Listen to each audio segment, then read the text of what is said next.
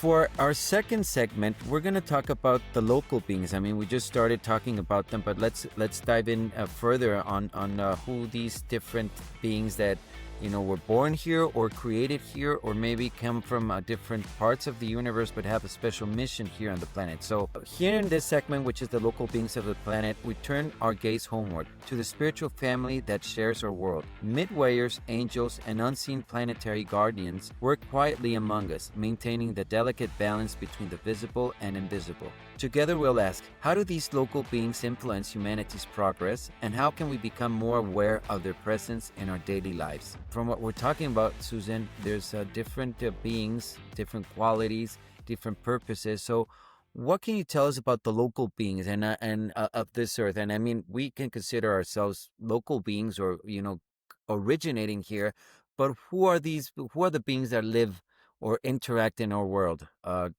Either coming from outside and staying here, or originating here. Well, there's a whole And I bunch know of it's them. a lot. Let's try to make a list. There's a whole bunch to choose from. Okay, so I will say this. Because of our involvement in the rebellion, we're under a spiritual quarantine. So anyone visiting the planet that is probably observing the rules to not contact us, you can assume that they are godly beings. They understand, they know the rules. So for everyone that's afraid that people are coming here from other planets that intend to hurt us, it's highly unlikely Yeah, with that because intent. exactly they are probably observing us. We're an interesting bunch here, so there are visitors that come and observe, but they are under this restriction to contact us. These Uh, guidelines, universal guidelines, they'd say, of harmony, right? exactly. It protects them as well as allows us free will to continue to do what we're working our way through this problem in the first place. But it protects them from I hate to say it's like a disease, honestly, but rebellion is something that they protect themselves from. So anyway, it's for a purpose. There was a time when there was a connection to like I would say information circuits in the universe Hmm. until the rebellion when that was closed off because of this quarantine. So It's at kind some of future, cutting a limb or something, so that you won't contaminate the rest of the body, right? It's gonna do that. exactly. But for the people, the beings that were serving here, it also made it a little more difficult for them to serve here because they were Okay. cut off from normal communications as well.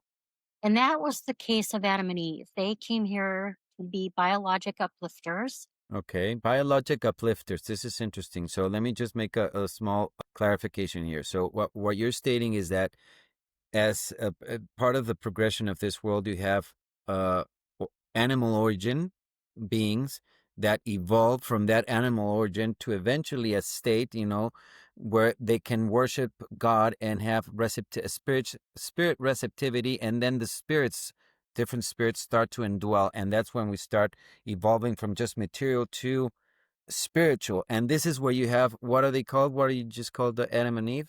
Well, they are technically called material sons and Material daughters. sons, and they're uplifters. They're biological uplifters. So that's what I wanted to get. So they get to a point, and their purpose is to really uplift the races and bring this, a higher graded, a newer iPhone, a higher version of spiritual receptivity and biological qualities that enhance the prior qualities and the basic structure that came out of the animal structure, right?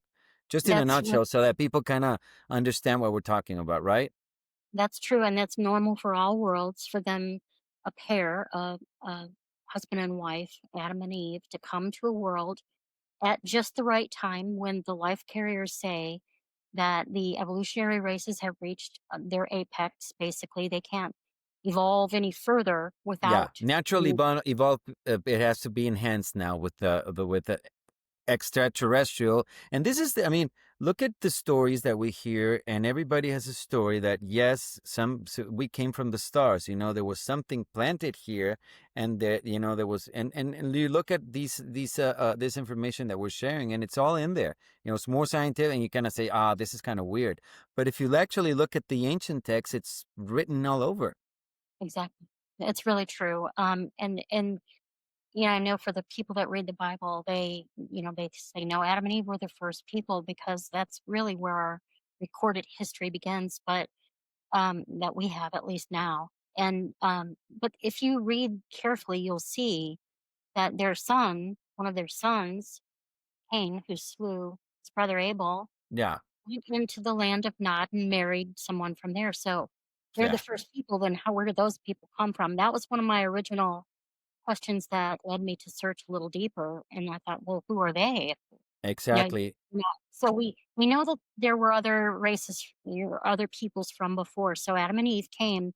They were 8 feet tall. They were called the violet race Okay, because they had this glow to them. They were supernatural and okay. beautiful. And they brought, at that point, they brought all of the humor, all of the art, all of the music that we enjoy now, all comes from them. Like the basis for culture, for art, for the truth, beauty, and goodness in a way, right? They really added to that our appreciation for the finer and more noble qualities that we want for the ideal qualities. And also, just interestingly, modern genetics has discovered that they haven't got quite the years right yet, but they've discovered a mutation that occurred several thousand years ago, where Okay, blue eyes, green eyes, light colored hairs emerged suddenly. That is the input from Adam and Eve. So anyone with brown hair, red hair, blonde hair, blue eyes, light colored brown eyes, green eyes, golden eyes, all of that is because the violet race is in their ancestry. got All it. of that came Interesting. from them. Interesting, and that's a point. And throughout the history and the unraveling of humanity and its progression, we see the intermixing and how these we get these traits and we evolve. And it's interesting how what you're saying is that we kind of intermix. We're not just this animal origin, but we have these celestial ancestry in our tree, as well, and that creates or enhances that receptivity for the spirit, and therefore our ability to communicate with God and to be in that progression from. And it's interesting, and you see it everywhere, from that lowly life, material life, into that celestial ultimate life. We had a podcast where we were talking about the ancient native or the Mexican traditions. As you see it everywhere, there's always the narration of their story of this lowly creature, or this basic and imperfect creature, traveling and progressing and going through trials and evolving. It's a hero's journey as well into this perfected and serving being that is in service with God. So it's really interesting. You see it there, and it's really what you're talking about. You're talking in sort of a biologic and scientific way, even though it's something that you might say this is sci-fi. But once you look at it, and you look at life here, and is it just accident, or is it more of a design, a planned design of universal harmony, rather than just a fluke? You come to think of it, it's okay. I think there's more of a thought in here than just accident, right? Right. It's almost ridiculous to think it is accidental after you really take all the things into consideration that perfectly fit together, this grand unified theory. It's hard to ignore. I mean, you really have to. Oh, one of the things I forgot to mention about Adam Hmm. and Eve also is one of the key things that we benefit from, and we could have had much more of this, is during the early stages, the life carriers had problem with bacteria and viruses and that type of thing, Okay. becoming powerful, and they were hard to control. And they thought, no problem, when Adam and Eve come, that will all be, we'll be immune to all of that. And Okay. we did get some immunity from Adam and Eve, but because they were alone on the planet and basically tricked into default, we didn't get that much infusion of their immunity to save us basically from the diseases we're seeing now that are so relevant to our Okay. and a big problem for us. That's interesting of the biological part that you're talking of because we always talk about, the spiritual evolution, but there's also a biological evolution that has been happening in our civilization throughout history and humankind. So we're getting close to the closing of this segment, and before we move into the next part, which is quite interesting, it's the complete history of Earth. One of the groups that we have mentioned, but we really haven't talked about, and I think it's one of the most popular in all religions, is angels. So, who are the angels? What do the angels do? And what can you tell us about them? Well, the angels are created in heaven, basically, Okay, and let's just say they have a mother that creates them, and she is a daughter of the infinite spirit. okay, She's a companion to the person, the heavenly person that we knew as Jesus that came here. He has a okay, companion, and together they create a lot of beings, but separately she creates her angel daughters, and okay. This they're is yeah, and this is interesting. You're saying that who we know as the incarnation of Jesus, that being has a counterpart, and together they create beings. And this is interesting because there's been a lot of debates. Oh, why is God a male, and why is God? No, no, it's actually a duality. The way that they operate, it's interesting. It's not just one thing or the other. And you're saying that these two beings create certain beings, but these the angels are particularly created by this what do you wanna how do you call it? This being well, we can call her the mother spirit. Let's just the call her mother that. spirit. Yeah, and this is beautiful because it's what we have of the concept of mother nature, of mother earth. It's the mother spirit. The feminine part of divinity. Yes, I really believe that that's where the mother nature term comes from, because when you consider that we had 500,000 years ago the planetary prince and his staff revealing certain things, they probably mentioned that oh no, there are angels around. You can't see them, but they're there. They're helping us. They're not, they're invisible, but they're still helpful to us. And so that, I guess, myth that has Mm-hmm. continued. I mean, they've always had a good reputation as being so helpful and loving to us.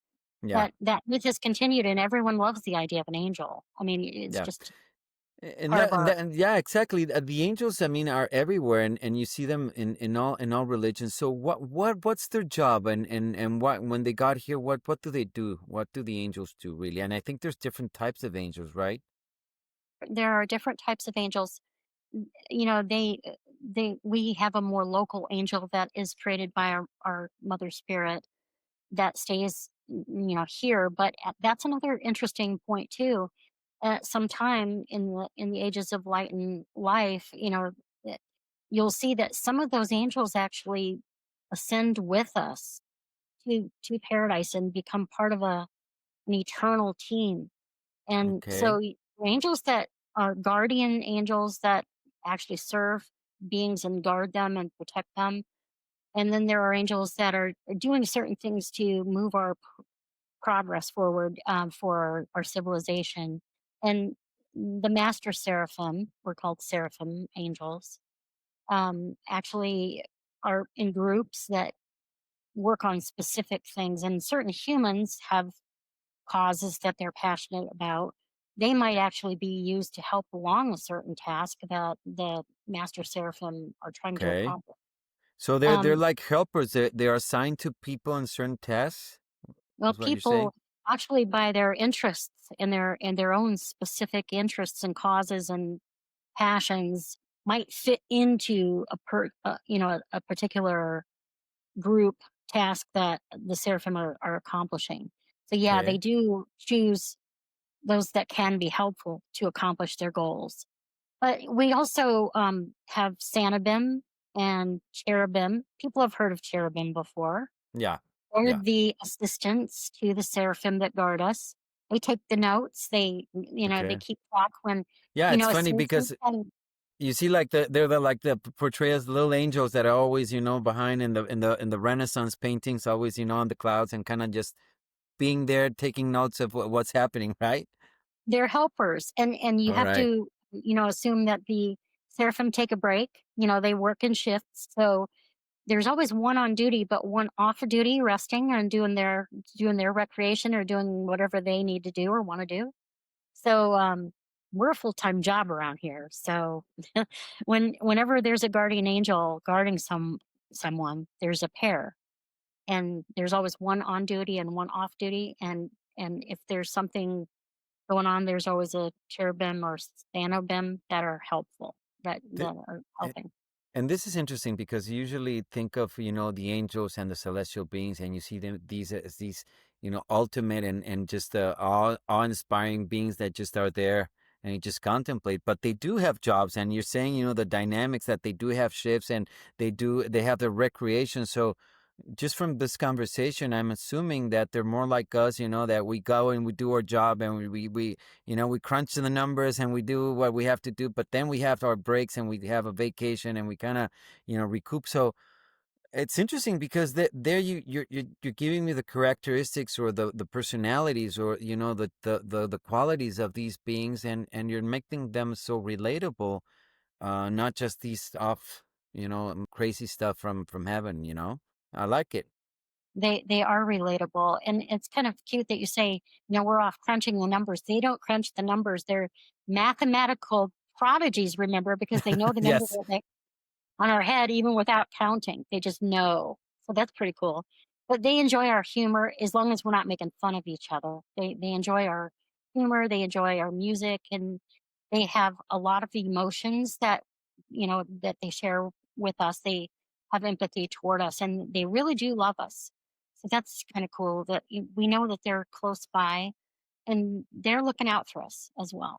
And that's really beautiful that, it's if you want to give certain personality, or I don't want to say personality, a character or characteristics to these beings, is it's this really cultured person, suave and elegant and very, gentle in his ways. You can think of that person, and yeah, because they love art and they love, the finer things, of truth, beauty, and goodness. So that's really beautiful, and I agree. If that's why they're called our guardian angels, and I think that's really basic, and especially in the Judeo-Christian, and even in Islam, they're I think it's the jinns, and even in Buddhism, the bodhisattvas. I mean, it's all everywhere. There's these beings that always protect us and that guide us, and kind of represent the celestial government. So quite an interesting topic.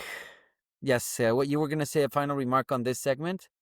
Oh, well, I would say that as far as us cooperating with them, I think our willingness to serve, our willingness to learn, all of that, as long as we put that forward and say to them, what could we do to help? Yeah. What can I do? I think that they will work and They will try to point bring us in the something. right direction. And that's a lot of the times that what we're asking in life, point me in the right direction. Don't do it for me. Just put me in the place where I can do it for me, and that's really or important. or help others. Yeah, exactly. That's part of what's going on right now. Is I think that there are many people needed to do the work that needs to be done right now to keep us safe, to make sure that our progress goes forward and we keep everything on track. You know, Yeah. Yeah. Perfect. offer your help and ask for it to come.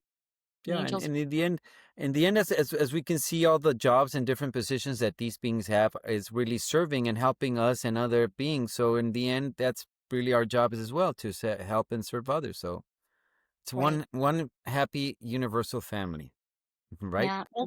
That's how I think you can know you're on track. If you love others and you want to serve them, that's evidence of Yeah. of your search for God and that you found Him and that you're trying to spread love through yourself, but it's really God's love. That's Yeah. that's His. You're just a conduit to it. Love it. Perfect. Well, we're gonna end with that thought in this segment. On the Divine Within podcast, we'll share real conversations to help you find a personal connection with God. My goal is to support your faith, growth, and journey toward discovering the divine within yourself. Join us to deepen your faith and spiritual journey.